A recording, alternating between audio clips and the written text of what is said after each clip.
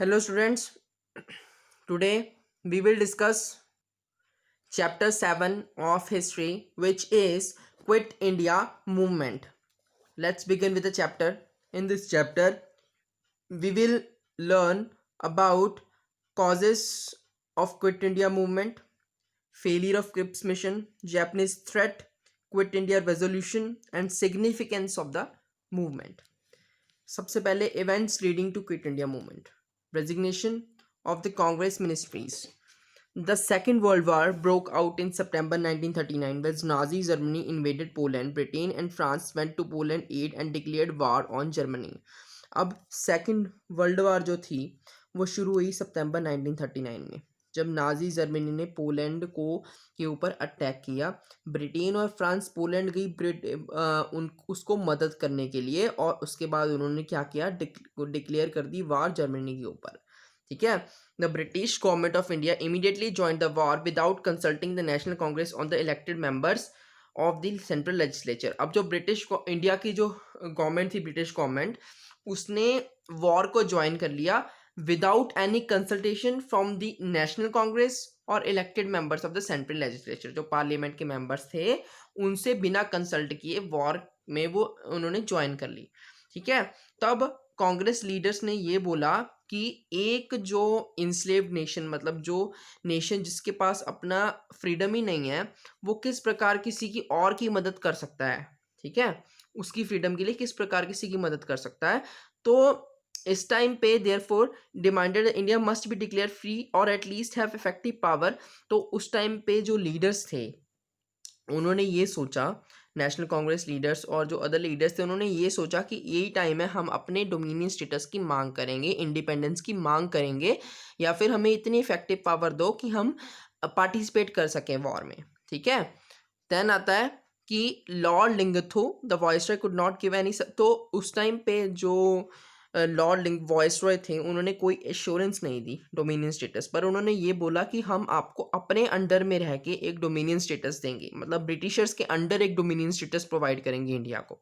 The British government try to put the religious minorities and princes against the Congress.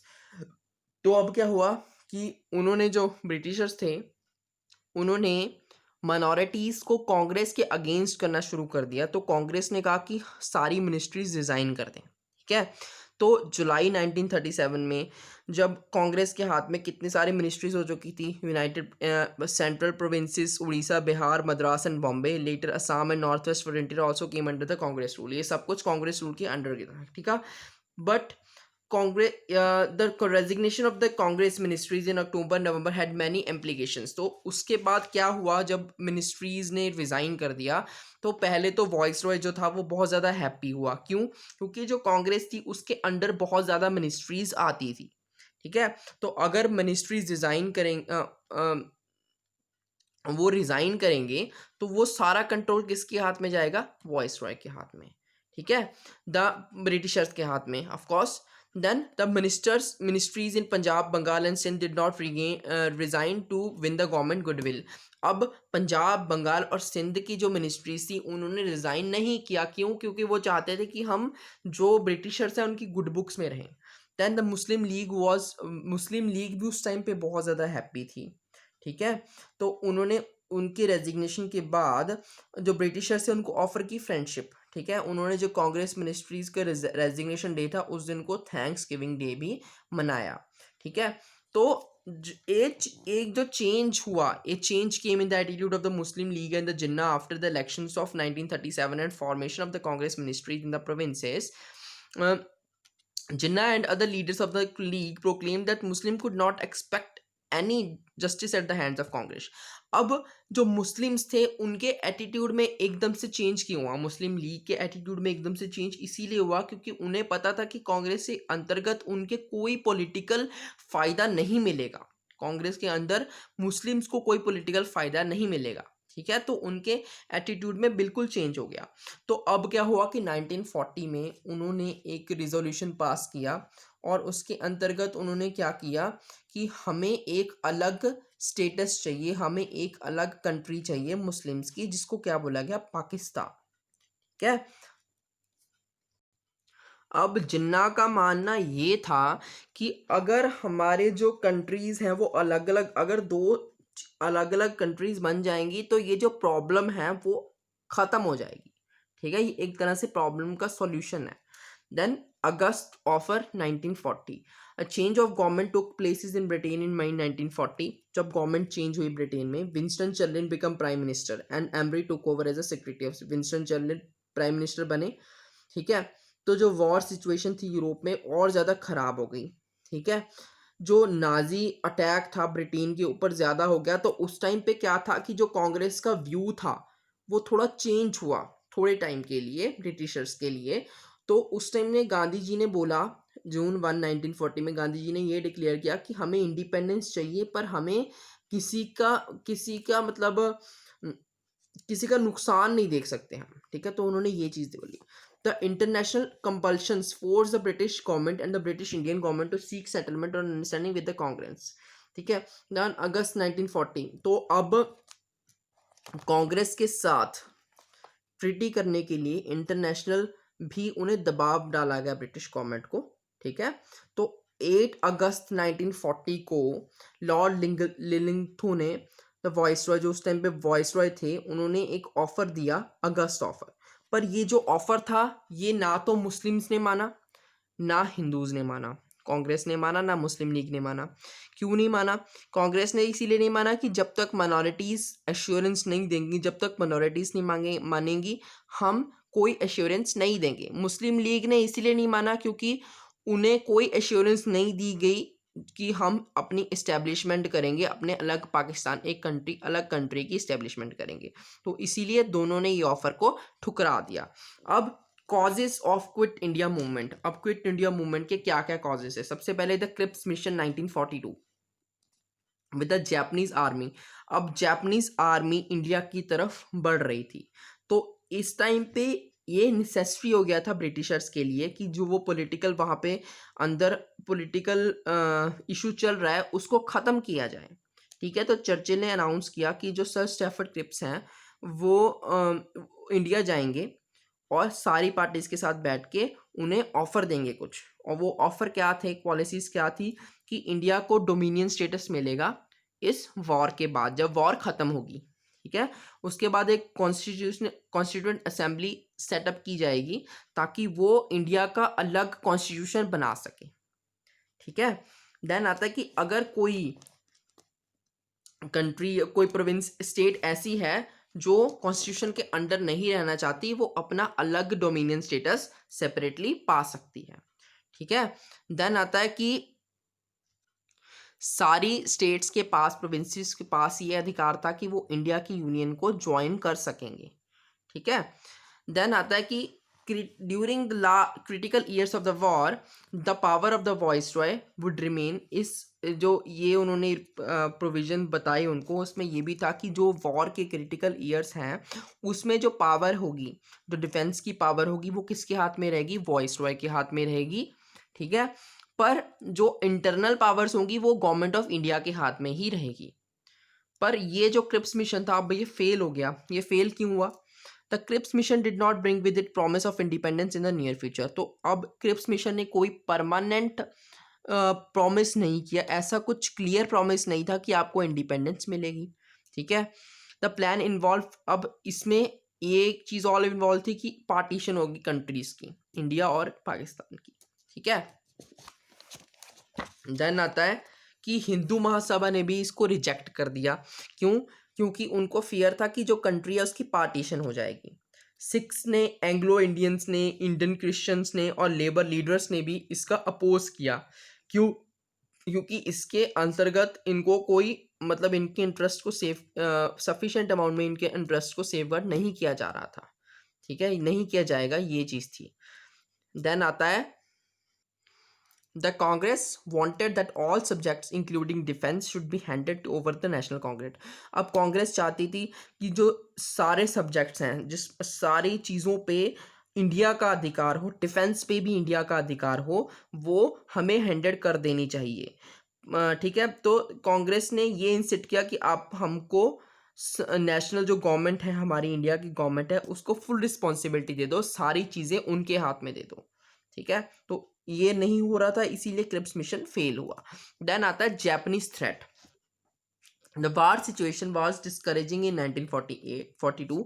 अब जो Japanese army थी वो धीरे धीरे इंडिया की तरफ बढ़ रही थी। तो अब गांधी जी ने ये ऑब्जर्व किया कि जब तक ब्रिटिशर्स हमारे इंडिया में रहेंगे, ठीक है, तो एक तरह से ये इनविटेशन होगा जापान को हमारे इंडिया पे अटैक करने के लिए।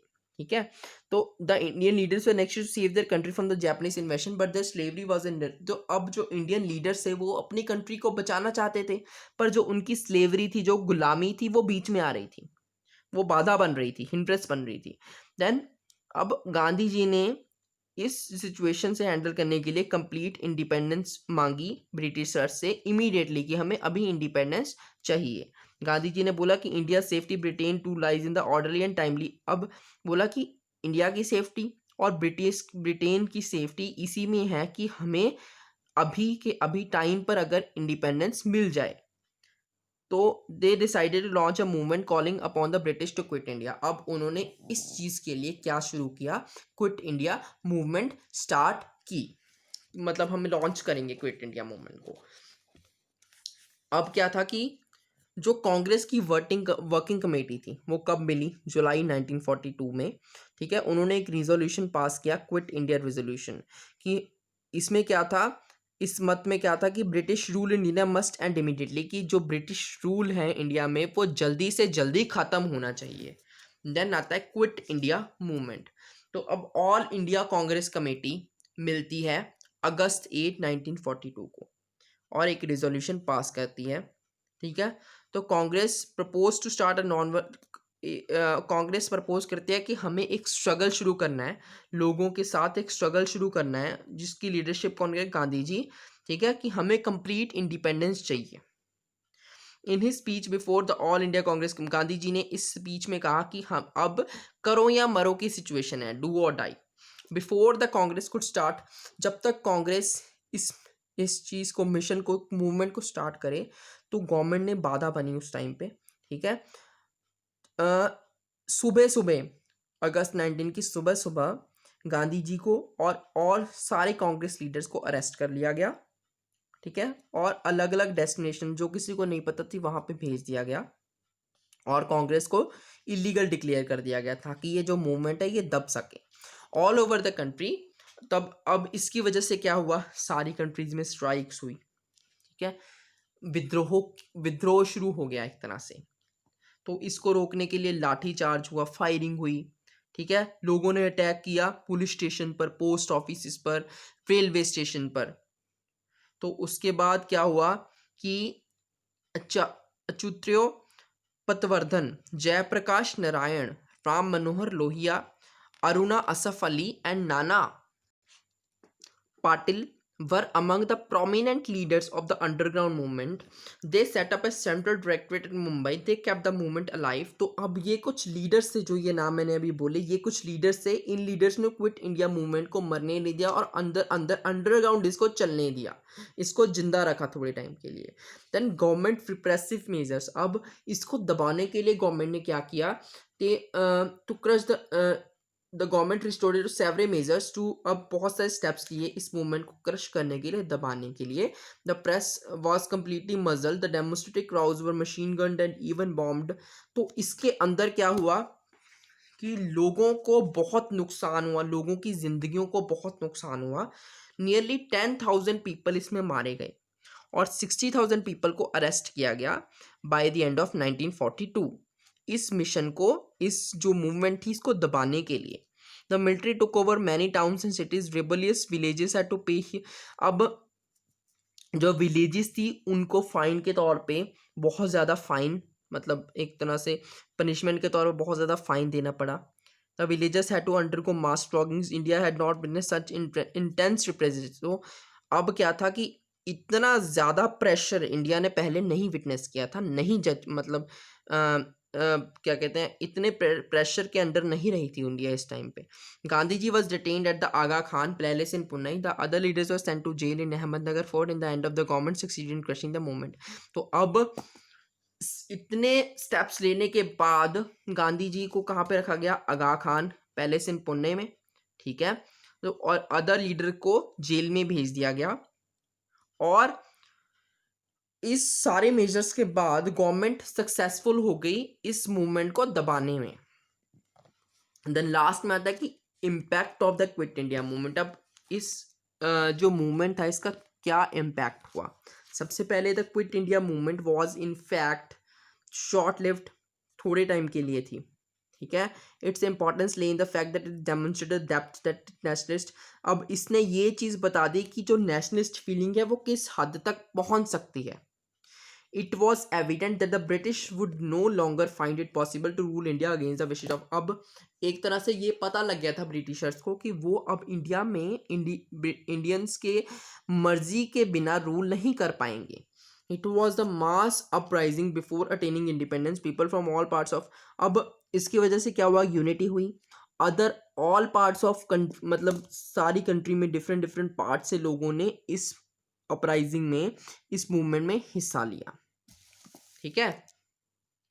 क्विट इंडिया मूवमेंट की वजह से जो कांग्रेस पार्टी थी वो एक तरह हीरो की तरह उभर के आई, ठीक है, एक तरह हीरो बन गई वो जनता की। लास्ट में आता है after the suppression of the Quit India Movement 19 there was hardly any political party. तो अब क्विट इंडिया मूवमेंट के सप्रेशन के बाद, क्विट इंडिया मूवमेंट के खत्म होने के बाद कोई ऐसी पॉलिटिकल एक्टिविटी करने, मतलब पॉलिटिकल एक्टिविटी सारी खत्म हो गई इंडिया में, ठीक है। और कोई भी पॉलिटिकल लीडर, कोई भी ऐसी लीडर नेशनल सारे जो नेशनलिस्ट लीडर थे वो सारे जेल में थे, कोई भी लीडर नहीं था जो इंडिया को लीड कर सके नए तरीके से। तो उस टाइम पे किसने लीड किया, इंडियन नेशनल आर्मी ने और चीफ सुभाष चंद्र बोस ने। So thank you students for today.